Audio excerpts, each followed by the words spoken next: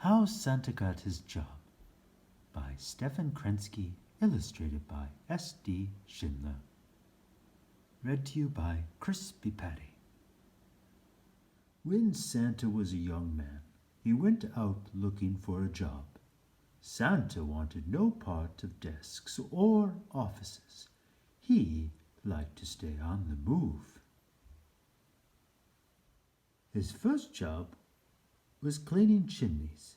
Santa was sure-footed on even the steepest roofs, and he loved twisting through the tight spaces. But there was a problem. Santa was so neat that he never got covered in soot or made a mess in the fireplace, so nobody believed him when he said he was done. "Where's the proof?" said somebody. "You're not even dirty," said others. This led to a lot of arguments. Santa worked for the post office next, where everyone could see that he was doing his job. Santa's favorite part was bringing packages to people all over town. Waiting in traffic was frustrating, though. "It's silly to waste all this time," he decided. To speed things up, he started making deliveries in the middle of the night. But there was a problem. No one was glad to see him at that hour.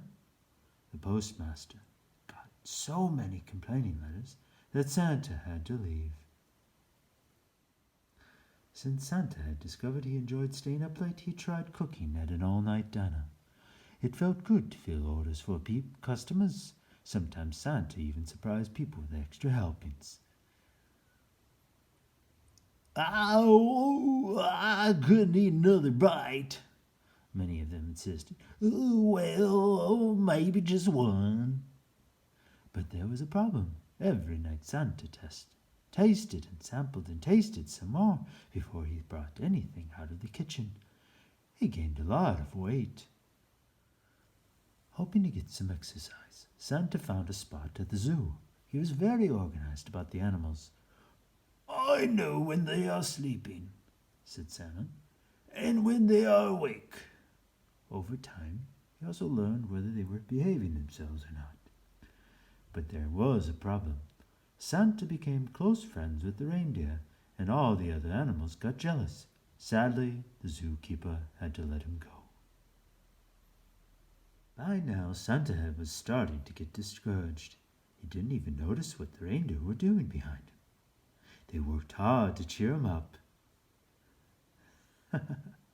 Together they joined the circus. Soon the reindeer were shooting Santa out of a cannon 3 times a night. Santa liked flying through the air and wearing his new costume. He was a big success. But there was a problem. The ringmaster wanted to build up the suspense. "You need to look frightened," he told Santa. "We want the crowd to worry about you." But Santa was having too much fun for that. "Ho, ho, ho!" he always cried as he flew through the air. So the crowd wasn't worried at all. Angry ringmaster soon fired Santa and the reindeer. As they gathered their things, some elves came looking for autographs. When they heard the news, they invited Santa and the reindeer home for supper.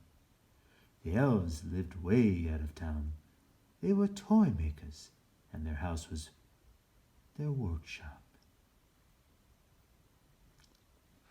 Santa was amazed.